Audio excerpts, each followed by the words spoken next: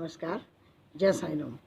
अभी तक हम साईं सच्चरित दोहावली के 19 अध्याय पूर्ण कर चुके हैं और आज प्रस्तुत करेंगे अध्याय 20। आप सभी ने बाबा जी का यदि पुस्तक का अध्ययन किया तो आप जानते होंगे कि दासगणु महाराज बाबा जी के बहुत प्रिय भक्त थे। उन्होंने अपने भजनों और कीर्तन के द्वारा बाबा जी के नाम को जन जन तक पहुंचाया। एक बार वो ईशोपनिषद पर टीका कर रहे थे, यानी कि उसका भावार्थ कर रहे थे। उन्होंने ओवी छंदों में उसका अनुवाद भी किया, लेकिन वो उपनिषद के सार तत्व को पूरी तरह समझ नहीं पाए।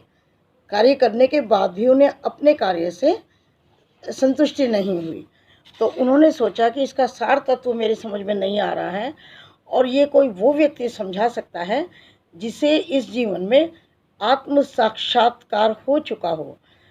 तो वो तो अपने बाबा ही थे, तो वो बाबा जी के पास आते हैं और अपनी समस्या का समाधान करने का अनुरोध करते हैं।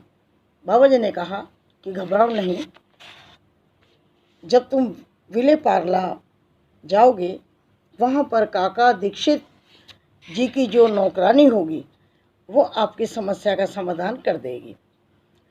दासगणु ने सोचा कि एक अशिक्षित सी नौकरानी इतनी बड़ी समस्या का समाधान कर लेगी, लेकिन उन्हें अपने बाबा के वचनों पर पूरा विश्वास था। जब वो विले पार्ला जाते हैं और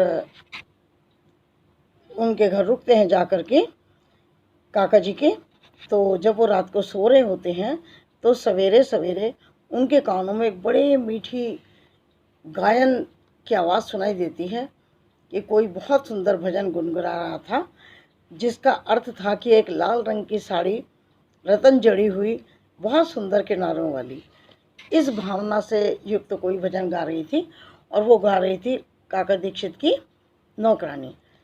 तो दासगणु जी ने कहा कि आप कृपया इस लड़की को एक बहुत सुंदर सी साड़ी ला कर दे दें, क्योंकि उसके कपड़े बिल्कुल फटे हुए थे।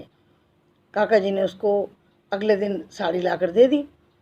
तो वो नौकरानी अगले दिन नई साड़ी पहन कर आई और खूब खुश होकर के नाचने कूदने लगी, बहुत खुश हुई। अगले दिन वो उस नई साड़ी को संदूक में रख कर आ गई और दोबारा से फटे पुराने कपड़े पहन करके काम करने लगी। लेकिन दासगणु ने देखा कि पुराने फटे चिथड़ों में भी वो उतनी ही खुश थी जितनी कल नई साड़ी पहन करके खुश थी। तो इससे उनकी समस्या का समाधान हुआ और उनकी समझ में ये बात आई कि दुख और सुख, खुशी और गम, ये मनुष्य की अपनी अनुभव पर निर्भर करता है, उसकी मानसिक स्थिति पर निर्भर करता है। सुख और दुख जो है हमारी मानसिक स्थिति पर निर्भर करता है। ये बात उनकी समझ में आई।